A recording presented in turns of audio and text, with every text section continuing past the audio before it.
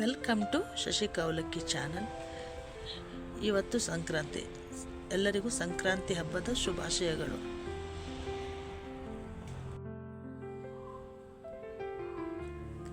ಸಂಕ್ರಾಂತಿ ಹಬ್ಬದ ಎಳ್ಳು ಬೆಲ್ಲ ಮಾಡೋದನ್ನು ಹೇಗಂತ ನೋಡೋಣ.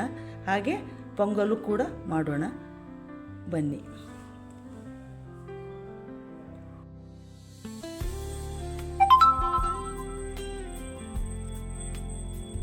ಸಂಕ್ರಾಂತಿ ಎಳ್ಳು ಮಾಡೋದಕ್ಕೆ ಬೇಕಾಗುವ ಸಾಮಗ್ರಿಗಳು: 1 ಬೌಲು ಸಕ್ಕರೆ ತೊಗೊಂಡಿದ್ದೇನೆ, ಮತ್ತು ಸ್ವಲ್ಪ ಎಳ್ಳು, 1 ಗ್ಲಾಸ್ ಹಾಲು ತೊಗೊಂಡಿದ್ದೇನೆ, ಸ್ವಲ್ಪ ಲಿಂಬೆ, ಅರ್ಧ ಕಟ್ ಮಾಡಿದ ಅರ್ಧ ಲಿಂಬೆಹಣ್ಣು, ಸ್ವಲ್ಪ ನೀರು.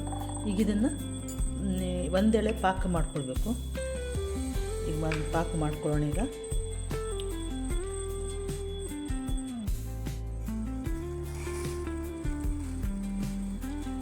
ಸ್ವಲ್ಪ ನೀರು ಹಾಕ್ಕೊಳ್ತಾ ಇದ್ದೇನೆ. ಈಗ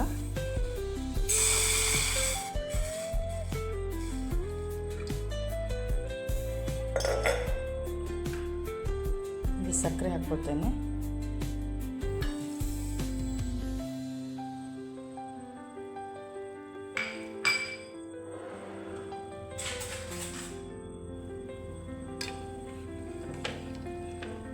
ಇದು ಒಂದೆಳೆ ಪಾಕ ಬರಬೇಕು. ಇದಕ್ಕೆ ಸ್ವಲ್ಪ ಈಗ ಹಾಲು ಮಿಕ್ಸ್ ಮಾಡ್ಕೊಳ್ತೇನೆ. ಹಾಲು ಹಾಕೋದ್ರಿಂದ ಅದು ಎಳ್ಳು ಬೆಳ್ಳಗೆ ಆಗ್ತದೆ, ಅದಕ್ಕೆ ಹಾಲು ಹಾಕ್ಕೊಡೋದು. ಮತ್ತು ಇದರಲ್ಲಿ ಸಕ್ಕರೆಯಲ್ಲಿರುವಂಥ ಕಪ್ಪಿನ ಅಂಶ ಎಲ್ಲ ಈ ಹಾಲಿನೊಳಗಡೆ ಹೋಗುತ್ತೆ. ಅದು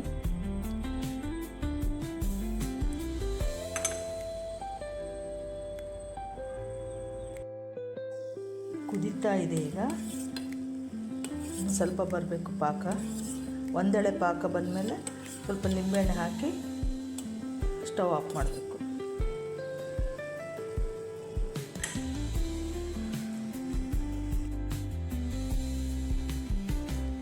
ಈಗ ಒಂದೆಳೆ ಪಾಕ ಬಂದಿದೆ. ಈಗ ಲಿಂಬೆಹಣ್ಣು ಹಾಕ್ತೇನೆ. ಲಿಂಬೆಹಣ್ಣು ರಸ ಹಾಕ್ತಾ ಇದ್ದೇನೆ. ಈಗ ಸ್ಟವ್ ಆಫ್ ಮಾಡಿದರೆ ಆಯಿತು, ಸಾಕೀಗ ಇಷ್ಟು.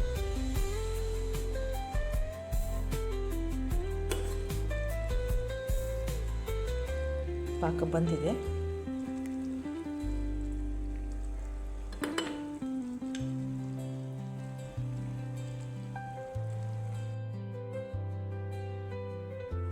ಈಗ ಪಾಕವನ್ನು ಸೋಸ್ಕೊಳ್ತಾ ಇದ್ದೇನೆ.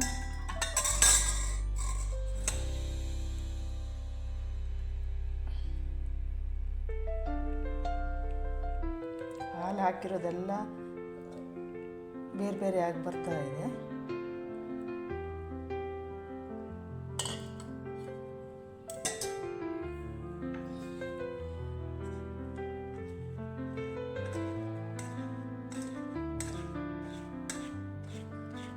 ಸಕ್ಕರೆ ಸ್ವಲ್ಪ ಕಪ್ಪಿದ್ದಿದ್ದಲ್ಲ, ಈ ಹಾಲಿನ ಮಿಕ್ಸ್ ಒಳಗೆ ಸೇರ್ಕೊಳ್ಬಿಡುತ್ತದು. ನಮಗೆ ಬಿಳಿಯಾದದ್ದು ಸಕ್ಕರೆ ಪಾಕ ಸಿಗುತ್ತದೆ. ಬಿಳಿಯಾದ ಸಕ್ಕರೆ ಪಾಕ ಸಿಗ್ತದೆ. ಈಗ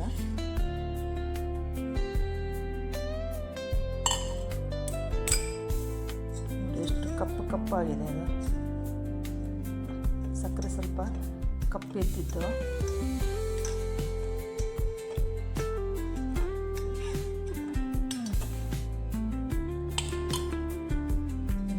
ಚಂದ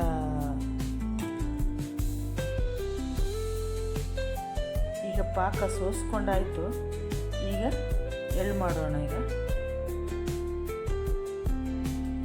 ನಾನೀಗ ಎಳ್ಳನ್ನು ಸ್ವಲ್ಪ ಹಾಕ್ಕೊಳ್ತೀನಿ. 2 ಸ್ಪೂನ್ ಎಳ್ಳು ಹಾಕ್ಕೊಳ್ತಾ ಇದ್ದೀನಿ. ಸ್ವಲ್ಪ ಫ್ರೈ ಮಾಡ್ಕೋಬೇಕದು.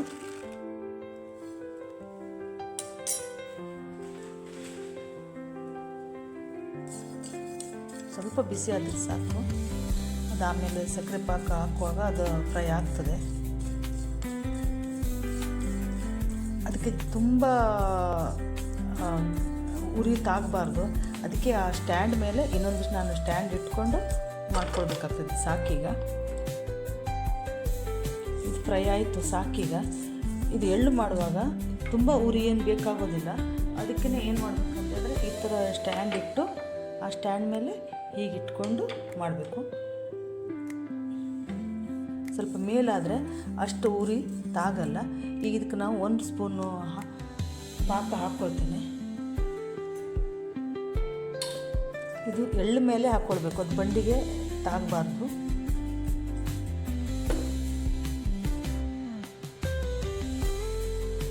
ಈಗ 1 ಸ್ಪೂನ್ ನಾನು ಪಾಕ ಹಾಕ್ಕೊಳ್ತೇನೆ, ಎಳ್ಳು ಮೇಲೆ ಹಾಕ್ಕೊಳ್ಬೇಕದು.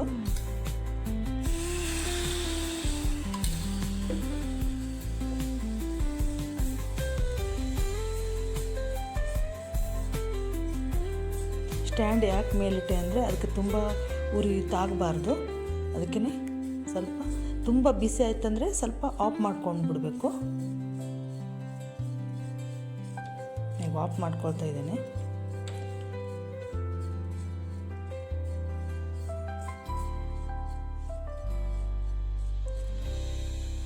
ಇದು ಚಳಿಯಲ್ಲಿ ಮಾಡುವಂಥದ್ದು. ಇದು ಮೊದಲೆಲ್ಲ ನಮ್ಮ ಅಮ್ಮ ಎಲ್ಲ ಒಲೆ ಮೇಲೆ ಮಾಡೋರು, ತುಂಬ ಚಳಿ ಇರಬೇಕಿತ್ತು.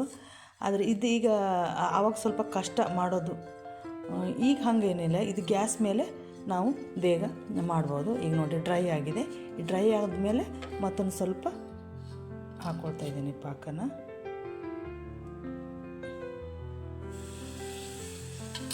ಅರ್ಧ ಸ್ಪೂನ್ ಹಾಕ್ಕೊಂಡು ಹಿಂಗೆ ಮಾಡ್ಕೊಳ್ತಾ ಹೋದರೆ ಆಯಿತು. ಇದು ಬೇಗ ಆಗಿಬಿಡುತ್ತದೆ. ಇದು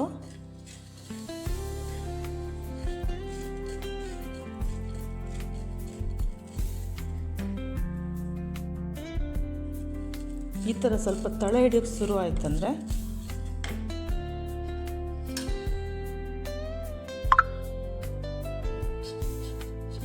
ಇನ್ನು ಸ್ವಲ್ಪ ಹಾಕ್ಕೊಳ್ತೇನೆ.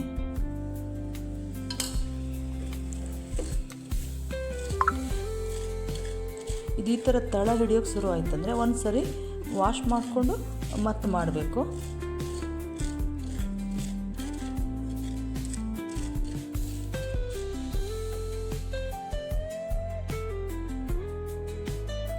ಈಗ ಇನ್ನೊಂದು ಪಾತ್ರೆ ಹಾಕ್ತಾ ಇಟ್ಕೊಂಡಿದ್ದೇನೆ.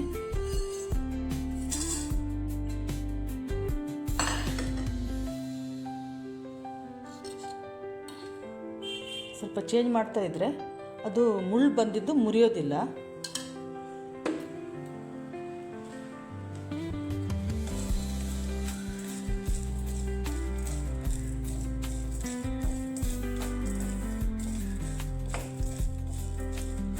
ಉರಿ ಸಿಮ್ಮಲ್ಲಿ ಇಟ್ಕೊಳ್ಬೇಕು.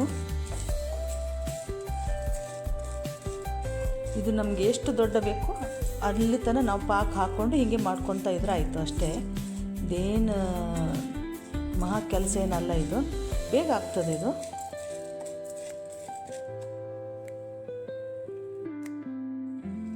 ಈಗ ಇಷ್ಟು ಆಗಿದೆ ನೋಡಿ. ಹೀಗೆ ನಮಗೆ ಎಷ್ಟು ದೊಡ್ಡ ಬೇಕೋ ಅಷ್ಟು ಅಲ್ಲಿ ತನಕ ನಾವು ಪಾಕ ಹಾಕ್ಕೊಂಡು ಇದೇ ಥರ ಮುಗಿಸ್ಕೊಳ್ತಾ ಇರಬೇಕು.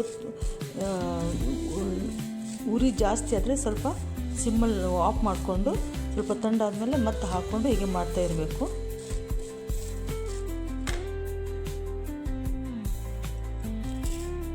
ನೋಡಿ ಈಗ ಎಳ್ಳು ಇಷ್ಟು ದೊಡ್ಡದಾಯ್ತು. ಈಗ ಪಾಕ ಹಾಕಿ ಇದೇ ಥರ ಮಾಡ್ಕೊತ ಬಂದರೆ ಆಯಿತು. ನಮಗೆ ಎಷ್ಟು ದೊಡ್ಡ ಬೇಕೋ ಅಲ್ಲಿ ತನಕ ನಾವು ಪಾಕ ಹಾಕ್ಕೊಂಡು ಮಾಡ್ಕೊತ ಬಂದರೆ ಆಯಿತು.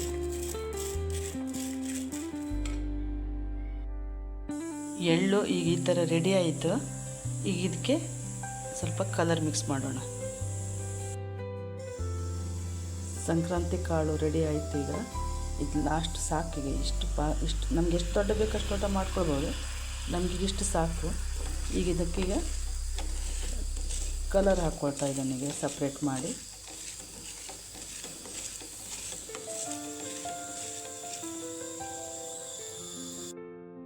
ಇದಕ್ಕೀಗ ನಾನು ಸ್ವಲ್ಪ ಕಲರ್ ಹಾಕ್ಕೊಳ್ತಾ ಇದ್ದೇನೆ.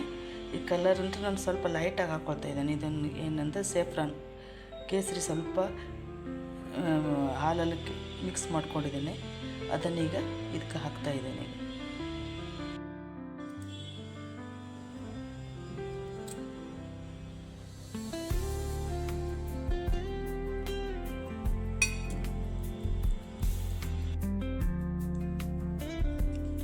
ಕಡಲೆ ಬೀಜನ ಚೆನ್ನಾಗಿ ಫ್ರೈ ಮಾಡ್ಕೊಳ್ಬೇಕು.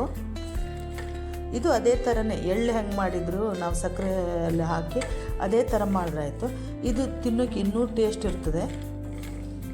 ನಮ್ಮಲ್ಲೆಲ್ಲ ಸಂಕ್ರಾಂತಿಗೆ ಇದೇ ಥರ ಎಳ್ಳನ್ನು ಮಾಡಿ ಹಚ್ಚುವ ಸಂಪ್ರದಾಯ. ಈ ಬ್ಯಾಂಗ್ಳೂರಲ್ಲಿ ಹಾಗಲ್ಲ. ಅವ್ರಿಗೆ ಎಳ್ಳು ಯಾವ ಥರ ಅಂತ ಹೇಳಿದ್ರೆ ಎಳ್ಳು, ಶೇಂಗಾ, ಪುಟಾಣಿ ಮತ್ತು ಎಲ್ಲನೂ ಮಿಕ್ಸ್ ಮಾಡಿ ಕೊಡ್ತಾರೆ. ನಮ್ಮಲ್ಲ ಆ ಥರ ಅಲ್ಲ, ನಾವು ಈ ಥರನೇ ಮಾಡೋದು. ನಾವೆಲ್ಲ ಈಗ ಮನೇಲಿ ಯಾರೂ ಮಾಡೋದಿಲ್ಲ, ಎಲ್ಲ ಅಂಗಡಿಯಿಂದನೇ ತೊಗೊಂಡು ಬರೋದು. ಅದು ನಮ್ಮ ಮನೇಲಿ ಮಾಡ್ಕೊಂಡು ತಿಂದರೆ ಒಂಥರ ಚೆನ್ನಾಗಿರ್ತದೆ. ಅದಕ್ಕೆ ಮಾಡಿ ನೋಡಿ ಒಂದ್ಸರಿ, ತುಂಬ ಚೆನ್ನಾಗಿರ್ತದೆ. ಈಗ ಸ್ವಲ್ಪ ಪಾಕ ಹಾಕ್ಕೊಂಡು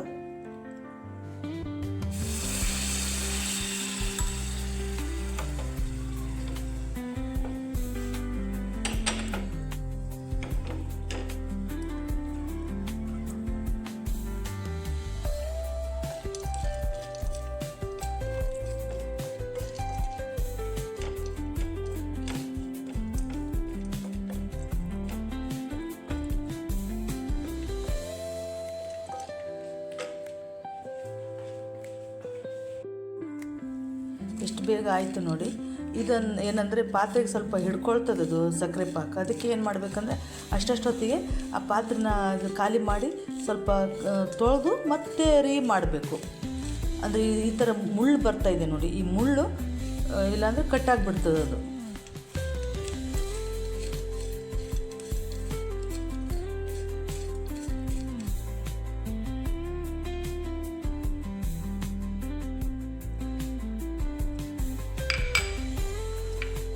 ನೋಡಿ ಎಷ್ಟು ಚೆನ್ನಾಗಿ ಬಂದಿದೆ. ಕೇಸರಿ ಕಲರ್ ಹಾಕಿ ಮಾಡಿದ್ದ ಎಳ್ಳು. ನಮ್ಗೆ ಎಷ್ಟು ದೊಡ್ಡ ಬೇಕೋ ಅಷ್ಟು ದೊಡ್ಡ ಮಾಡ್ಕೊಳ್ಬೋದು. ಇದೊಂದು ಕಲರು, ಆಮೇಲೆ ವೈಟ್. ನಾನಿನ್ನು ಒಂದೇ ಕಲರ್ ಹಾಕಿರೋದು, ಮತ್ತು ಜಾಸ್ತಿ ಮಾಡಿಲ್ಲ. ಆಮೇಲೆ ಶೇಂಗಾದಂತೂ ತುಂಬ ಚೆನ್ನಾಗಿರ್ತದೆ ತಿನ್ನೋದಕ್ಕೆ. ನೋಡಿ, ಪೊಂಗಲ್ ಮಾಡೋದಕ್ಕೆ 1 ಲೋಟ ಹೆಸರುಬೇಳೆ, ಅರ್ಧ ಲೋಟ ಅಕ್ಕಿ ತೊಗೊಂಡಿದ್ದೀನಿ. ಅದನ್ನೆಲ್ಲ ಚೆನ್ನಾಗಿ ತೊಳ್ಕೊಂಡು ಈಗ ಕುಕ್ಕರ್ ಇಟ್ಕೊಳ್ಳೋಣ. ಅಕ್ಕಿ ಬೇಳೆ ತೊಳ್ಕೊಂಡು ಒಂದು ಕುಕ್ಕರಲ್ಲಿ ಹಾಕ್ಕೊಂಡೆ. ನೀರು ಒಂದು 2 ಅಕ್ಕಿ ಬೇಳೆ ಡಬ್ಬಲ್ ಹಾಕ್ಕೊಳ್ಬೇಕು.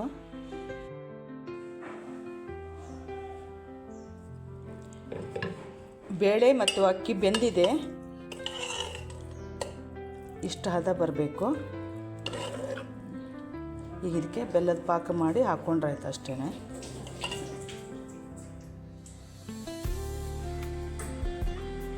ಪೊಂಗಲಿಗೆ ಪಾಕ ಮಾಡೋದಕ್ಕೆ ಸ್ವಲ್ಪ ನೀರು ಹಾಕ್ಕೊಂಡಿದ್ದೇನೆ.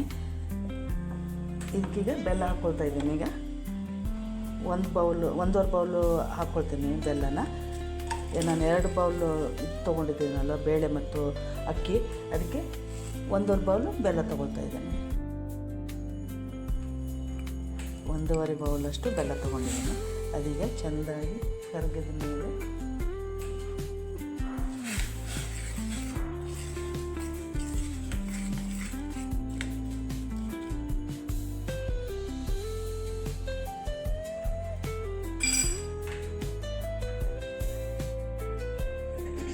ಬೇಯಿಸ್ಕೊಂಡಿದ್ದಂಥ ಹೆಸರುಬೇಳೆ ಮತ್ತು ಅಕ್ಕಿನ ಹಾಕ್ಕೊಂಡಿದ್ದೇನೆ. ಈಗ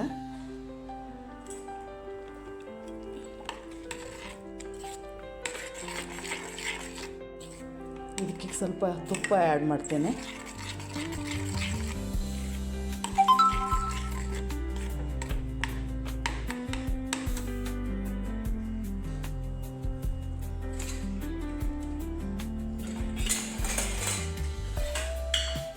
ಒಂದು 2 ಸ್ಪೂನ್ ತುಪ್ಪ ಹಾಕ್ಕೊಳ್ಳೋಣ.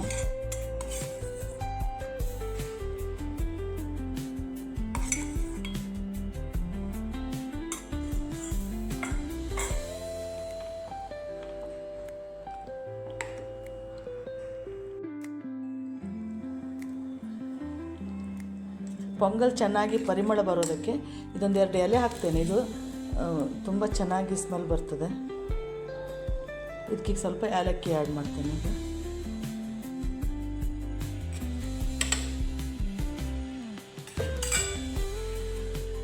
ಸ್ವಲ್ಪ ಏಲಕ್ಕಿ ಹಾಕ್ಕೊಳ್ತಾ ಇದ್ದೇನೆ. ಇದು ಆಗಿದೆ. ಈಗ ಇದು ಕೊನೆಯಲ್ಲಿ ಇದಕ್ಕೆ ಗೋಡಂಬಿ ಮತ್ತು ಸ್ವಲ್ಪ ಕೊಬ್ಬರಿ ತುಪ್ಪದಲ್ಲಿ ಹುರಿದ್ಬಿಟ್ಟು ಹಾಕಿದ್ರಾಯಿತು. ಪೊಂಗಲ್ ರೆಡಿ. ನಮ್ಮ ಕಡೆ ಏನಿದೆ ಸಂಕ್ರಾಂತಿಗೆ ಪೊಂಗಲ್ ಏನು ಮಾಡೋದಿಲ್ಲ. ನಾವು ಬೆಂಗಳೂರಿಗೆ ಬಂದ ಮೇಲೆ ಇಲ್ಲಿದ್ದು ನೋಡಿ ನಾವು ಮಾಡ್ತಾ ಇರೋದು.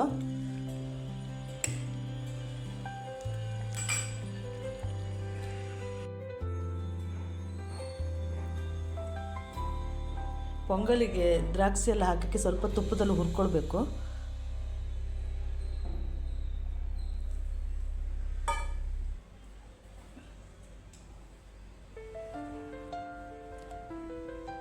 ಗೋಡಂಬಿ ಮತ್ತು ದ್ರಾಕ್ಷಿ, ಸ್ವಲ್ಪ ಕೊಬ್ಬರಿ,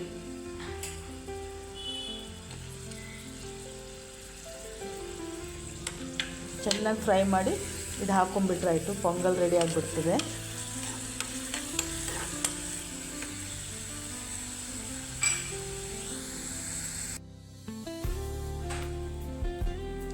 ಇದು ಚೆನ್ನಾಗೀಗ ರೋಸ್ಟ್ ಆಗಿದೆ.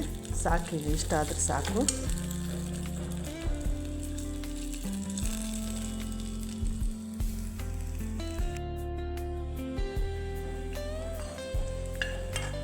ಈಗ ಇದಕ್ಕೆ ಹಾಕ್ಕೊಳ್ತಾ ಇದ್ದೇನೆ. ಈಗ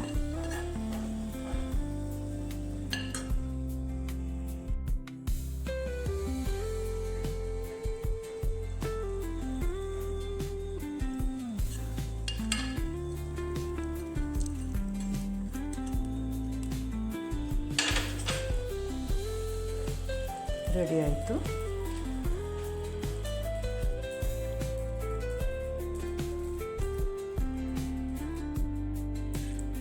ಸಂಕ್ರಾಂತಿ ಹಬ್ಬದ ಪೊಂಗಲ್ ಸ್ಪೆಷಲ್ ರೆಡಿಯಾಗಿದೆ.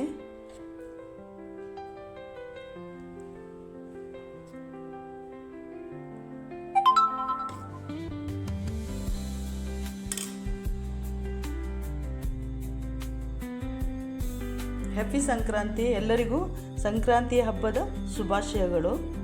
ಎಳ್ಳು ಬೆಲ್ಲ ತಿಂದು ಒಳ್ಳೊಳ್ಳೆ ಮಾತಾಡಿ, ಹೀಗೆ ಹ್ಯಾಪಿಯಾಗಿರೋಣ. ಬಾಯ್.